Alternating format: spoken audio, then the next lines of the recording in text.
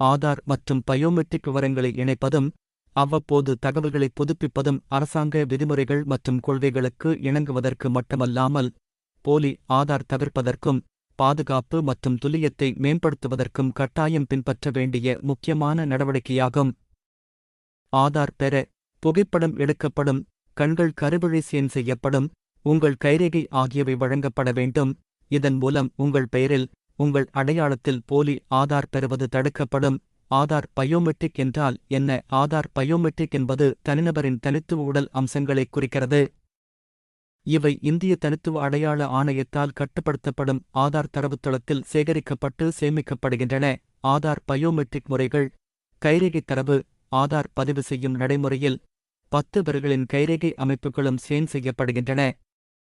ஒவ்வொரு விரலிலும் உள்ள தனித்துவமான மேடுகள் மற்றும் சுழல்களை படம் பிடிக்கிறது. தனிநபரின் அடையாளத்தை உறுதிப்படுத்துவதில் இது முக்கிய காரணியாக கருதப்படுகிறது. கருவிழி ஸ்கேன் தரவு.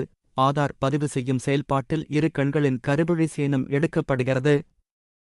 கண்ணின் வண்ணப்பகுதியான கருவிழியின் உயர் தெளிவு திறன் கொண்ட படத்தை பிடிக்கிறது. குறிப்பாக வயது, உடல் அல்லது சில மருத்துவ நிலைகள் போன்ற காரணங்களால் கைரேகை ஸ்கேன் செய்வது கடினமாக இருக்கும் சமயங்களில் அடையாளத் துல்லியத்தை மேம்படுத்த பயனுள்ளதாக இருக்கிறது. கட்டாய பயோமெட்ரிக் புதுப்பிப்பு எப்போது? குழந்தை 5 வயதை எட்டியவுடன் அனைத்து பயோமெட்ரிக் தகவல்களும் புகைப்படம், கைரேகைகள் மற்றும் 2 கருவிழிகளும் பதிவு செய்யப்படும். இந்த கட்டத்தில் குழந்தைக்கு நகல் நீக்கம் செய்யப்படும். அசல் ஆதார் எண் தக்கவைக்கப்படும்.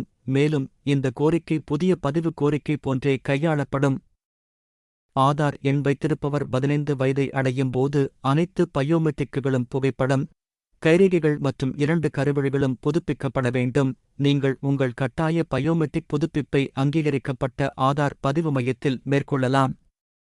அதற்கு உங்கள் தனித்துவமான ஆதார் எண்ணுடன் மையத்திற்குச் செல்ல வேண்டும். அங்கு கைரேகை அல்லது கருவிழி ஸ்கேன் மூலம் அங்கீகாரத்தை தேர்ந்தெடுத்து தேவையான பயோமெட்ரிக் தரவுகளை வழங்கலாம்.